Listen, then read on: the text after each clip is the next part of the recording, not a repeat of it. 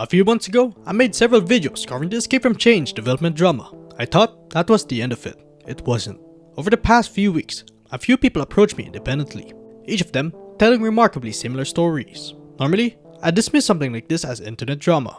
The internet isn't exactly known for its commitment to accuracy. But this time, people brought evidence. So I started verifying it. What follows is what I was able to confirm and what I couldn't confirm, and why having annotations is important. Before we begin, there's a few things worth establishing. First, this video isn't about the Escape from Change drama. Those events are what introduced me to Zellanie, but they're not the reason this video exists.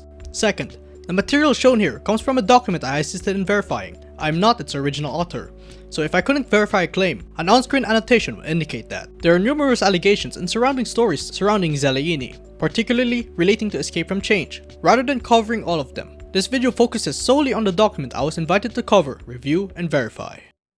The conversation shown in this video roughly spanned 2 years, from 2021 to 2023. The patterns, however, remain surprisingly consistent. We will begin with behavior that occurred publicly, because these are the easiest conversation and modlogs to verify. On several occasions, Zellanie made sexually suggestive remarks in public Discord servers, messages such as "draws rule 34 of you." One message by itself doesn't necessarily tell us very much. The difficulty comes when similar behavior appears, again and again, across different communities.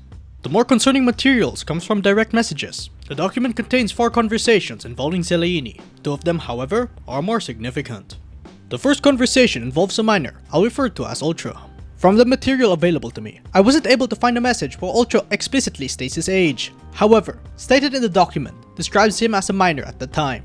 Since I cannot independently verify an exact age, I'll simply refer to him as minor throughout the video. Zellanie, meanwhile, was approximately 16 to 17 years old during these conversations.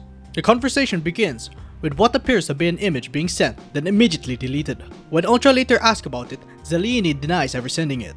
Zellanie sends another one. After comparing it with publicly available material, it appears to match artwork from an adult comic, though I cannot prove with absolute certainty that the previous deleted image was from that comic. The conversation continues with repeated sexual jokes and explicit remarks. Rather than reading each message out loud, I'll summarize the pattern. Across multiple screenshots, Zellanie repeatedly makes sexually explicit comments during the conversations with Ultra. Ultra's responses are notably different. Instead of participating, he often appears confused, surprised, or whether asked, the comments were made as jokes. The second conversation involves another individual, known as First Heart. Unlike the previous conversation, I was able to have evidence of them stating their age. Throughout these messages, Zellanie repeatedly introduces sexually suggestive jokes and comments into the conversation. What's interesting is that First Heart rarely engages with them. When Zellanie attempts to steer a conversation in that direction, First Heart refuses. One screenshot also shows Zellanie sharing suggestive artwork. But wait, there's a lot more complications with this conversation. Zellanie has actually addressed this conversation before, in an unlisted video published around 2 years ago. Zellanie has said that these messages were intended as jokes. However, First Heart later referred to Zellanie as their groomer in a Discord server. There's also evidence confirming that Zellanie was 15 at the time, while First Heart was 14. So clearly, there's a disagreement how the relationship was understood. Zellanie's response was to point out that First Heart has previously described the situation as being trolled rather than being groomed. But that doesn't necessarily settle anything. People can change their understanding of an experience over time. At the same time, I can't establish from these messages that Zellanie introduced First Heart to this kind of content in the first place, so I'm not gonna label this as grooming. What I can say is both of them were participating in conversations that were inappropriate for their ages. Exactly how that dynamic started and how each of them understood it at the time isn't something that the evidence here can conclusively answer. The remaining 2 conversations involves individuals known as Card and Trivs. After reviewing both of them, I found that the messages were considerably less concerning than the previous conversation. While there is a few suggestive remarks, they don't demonstrate the same pattern or severity we already seen. For that reason, I won't be spending much time on them. It is important to distinguish between conversations that are merely inappropriate and conversations that raises much more serious concern. One detail worth mentioning involves an account named Jackie. After comparing the screenshot with archive moderation logs from Blackout, I was able to confirm that Jackie was another account used by Zellanie. The moderation record shows multiple actions relating to suggestive messages and the posting of cropped explicit artwork in public channels.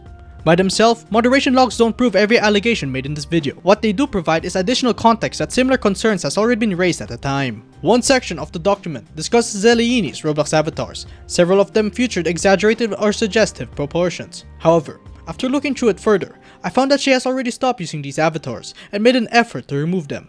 Because of that, I don't think it's fair to present them as a current representation of who is she today. So while they are part of the timeline, I don't think they're particularly important to the rest of this investigation.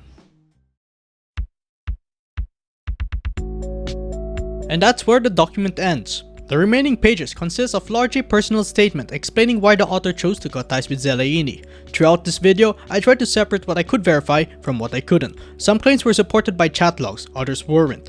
Whether you agree with the conclusion is ultimately your decision. My goal is not to tell you what to think, because allegations are easy to make. Evidence is considerably harder. If there's one thing I'd like people to take away from this, is not to believe in the video, is to look at evidence yourself. Question it, question me, question everyone, because that's how investigations are supposed to work.